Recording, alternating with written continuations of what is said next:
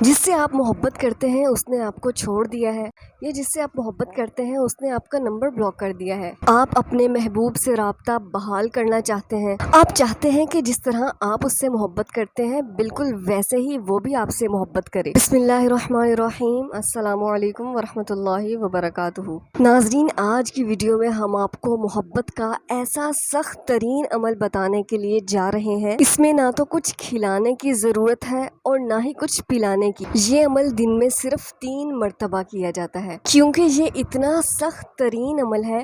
اگر آپ اس کو 3 بار سے زیادہ بار کریں گے تو محبوب کے پاگل یا جنونی ہونے کا بھی خطرہ ہے۔ اس لیے کہا جاتا ہے کہ اس کو صرف 3 مرتبہ کرنا ہی مناسب ہے، 3 بار سے زیادہ اس عمل کو نہ کیا جائے۔ اگر میاں بیوی کے درمیان ناچاکی ہے، نا اتفاقی ہے، آپس میں تعلقات ختم ہو چکے ہیں، دوریاں آ چکی ہیں، دل میں نفرتیں پیدا ہو چکی ہیں، تو یہ انتہائی مجرب اور آزمودہ وظیفہ ہے۔ اگر شوہر ناراض ہے تو بیوی اس کے لیے کر سکتی ہے، اگر بیوی ناراض ہے تو شوہر اس کے لیے کر سکتا ہے، یا پھر آپ جس سے بھی محبت کرتے ہیں آپ اس کے لیے یہ عمل کر سکتے ہیں۔ تو ناظرین، وظیفے کی اجازت کے لیے اس ویڈیو کو لائک اور شیئر کریں، اور آپ نے اس ویڈیو کو مکمل دیکھنا ہے تاکہ آپ کو وظیفے کی اچھی طرح سمجھ آ سکے۔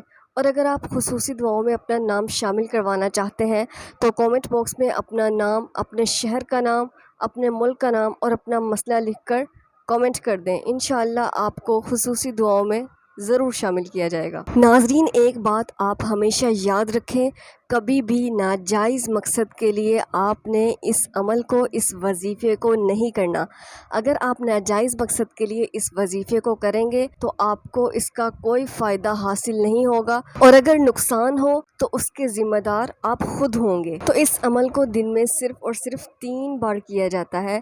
زیادہ بار اس صورت میں کیا جاتا ہے کہ جب اس وظیفے کا کوئی اثر ظاہر نہ ہو رہا ہو، یعنی جس کے لیے آپ یہ عمل کر رہے ہیں اس پر کسی قسم کا کوئی اثر نہ ہو رہا ہو، تو پھر اس صورت میں 3 بار سے زائد کیا جاتا ہے، کیونکہ اگر آپ اس کو زیادہ بار کریں گے تو محبوب کی ذہنی حالت خراب ہونے کا خطرہ ہے، تو اس لیے منع کیا جاتا ہے کہ اس کو زیادہ بار نہ کیا جائے، صرف 3 بار ہی کیا جائے۔ اس وظیفے کو آپ نے باوضو ہو کر کرنا ہے، قبلہ رو ہو کر کرنا ہے، اور پاکی کی حالت میں کرنا ہے۔ ناپاکی کی حالت میں ہرگز اس وظیفے کو نہ کریں، اور تنہائی میں بیٹھ کر اس وظیفے کو آپ نے کرنا ہے۔ کوشش کریں کہ رات کے وقت کریں، ورنہ آپ اس کو دن میں بھی کسی بھی وقت کر سکتے ہیں۔ ایک خاتون نے اس وظیفے کو اپنے شوہر کے لیے کیا، اور وہ چاہتی تھیں کہ ان کا شوہر ان سے بے پناہ محبت کرے، تو انہوں نے اس وظیفے کو 3 بار سے زیادہ کر لیا، اور اس وظیفے کو زیادہ کرنے کا نقصان یہ ہوا کہ ان کا کہنا تھا کہ میرا شوہر دنیا داری بھول بیٹھا ہے، نہ اس کا کسی کام میں دل لگتا ہے اور نہ ہی کسی چیز میں، صرف اور صرف اسے میرے پاس ہی سکون ملتا ہے، اور اب میں اس وجہ سے بہت پریشان ہوں۔ ناظرین، آپ کو یہ بات بتانے کا مقصد صرف اور صرف یہ ہے کہ آپ اس وظیفے کو صرف اتنا ہی کریں جتنی ضرورت ہے، اور ضرورت سے زیادہ بار کرنا محبوب کے لیے نقصان دہ ہو سکتا ہے، اور زیادہ بار اگر کرنا ہو تو سوچ سمجھ کر کریں۔ تو ناظرین، وظیفہ نوٹ فرما لیں۔ وظیفہ یہ ہے کہ آپ نے باوضو ہو کر، قبلہ رو ہو کر تنہائی میں بیٹھ جانا ہے، جہاں پر شور نہ ہو اور آس پاس بھی کوئی نہ ہو۔ محبوب کا تصور رکھتے ہوئے آنکھیں بند کر کے آپ نے سیدھا اس کے دل کا تصور کرنا ہے کہ یہ وظیفہ اس کے دل پر اثر کرے۔ قرآن پاک کی یہ آیت ہے، آپ نے اپنے محبوب کا تصور کرتے ہوئے یہ آیت 3 بار پڑھنی ہے۔ سورۃ الضحیٰ کی یہ آیت ہے، وَوَجَدَكَ ضَالًّا فَہَدَىٰ، یہ آیت آپ نے 3 بار پڑھنی ہے۔ پھر اگر آپ اسے دوبارہ بھی کرنا چاہیں دن میں تو کچھ وقفے کے بعد پھر آپ نے اسی طرح باوضو ہو کر محبوب کا تصور رکھتے ہوئے، اس کے دل کا تصور رکھتے ہوئے آپ نے یہ آیت وَوَجَدَكَ ضَالًّا فَہَدَىٰ پھر سے 3 بار پڑھنی ہے، اس کا تصور رکھنا ہے، اور یہ عمل شور شرابے والی جگہ پر نہیں کیا جائے گا، ورنہ اس کا کوئی اثر نہیں ہوگا، کیونکہ تصور شور شرابے میں نہیں کیا جا سکتا۔ ایسی جگہ جہاں پر شور ہو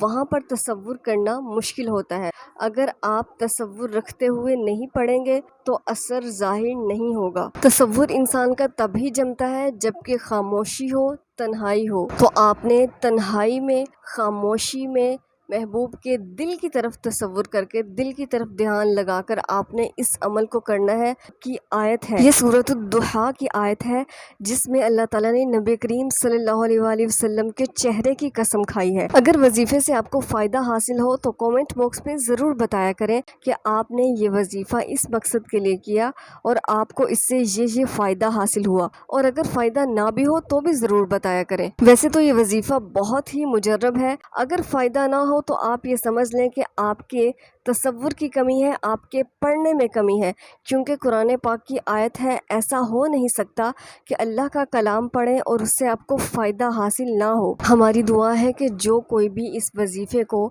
جائز مقصد کے لیے کرنے کے لیے جا رہے ہیں، اللہ پاک ان سب کو اپنے مقاصد میں کامیابی عطا فرمائے۔ جن کے دلوں میں نفرتیں پیدا ہو چکی ہیں، اللہ پاک ان کے دلوں میں محبتیں پیدا فرمائے۔ اور کامنٹ باکس میں جتنے بھی لوگ دعاؤں کے لیے کہتے ہیں، اللہ پاک ان سب کی مشکلوں کو آسان فرمائے۔ آمین یا رب العالمین۔ اور آپ سب بھی ہمیں اپنی دعاؤں میں ضرور یاد رکھا کریں۔